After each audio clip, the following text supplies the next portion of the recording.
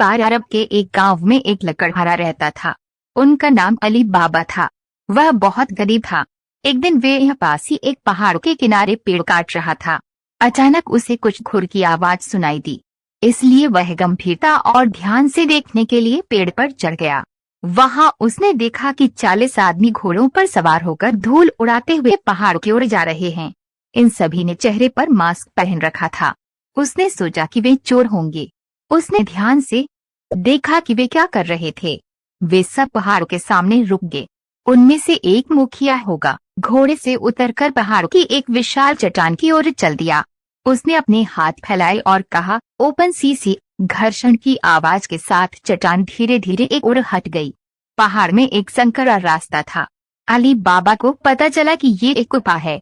सभी चोर घोड़ों से नीचे उतरे और भारी बैग लेकर वापस गुफा के अंदर चले गए। उन सभी के अंदर जाने के बाद दरवाजा बंद हो गया। अली बाबा इसे चिंता से देखते रहे। कुछ समय बाद वे सभी गुफा से बाहर आए और जैसे आए थे वैसे ही वापस चले गए। 40 चोरों के बाहर आने के बाद दरवाजा फिर से बंद हो गया। अली बाबा पेड़ से उतरे और धीरे धीरे चट्टान के पास चले गए। उसने भी अपना हाथ फैलाकर जोर से आवाज लगाई, ओलो सीसी। अचानक चट्टान का दरवाजा धीरे धीरे खुला।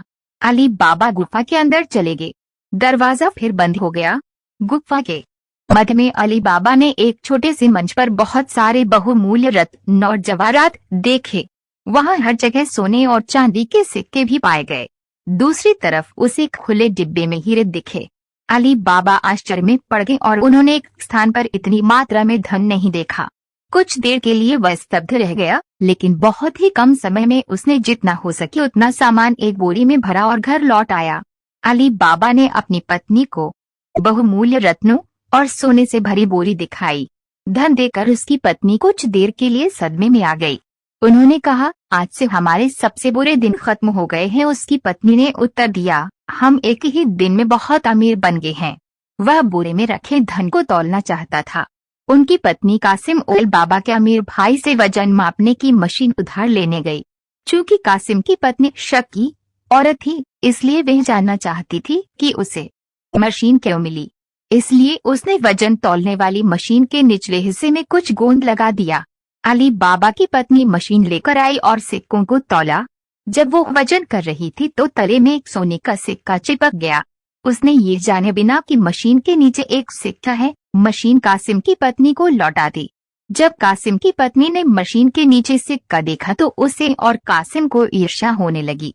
चूंकि कासिम एक दुष्ट और लालची आदमी था, इसलिए वह अली बाबा की संपत्ति का रहस्य जानना चाहता था। कासिम ने अली बाबा से यह रहस्य जान लिया। वह पहाड़ पर गया। गुफा के सामने खड़े होकर उसने जोर से कहा, खोलो सीसी। दरवाजा खुल गया।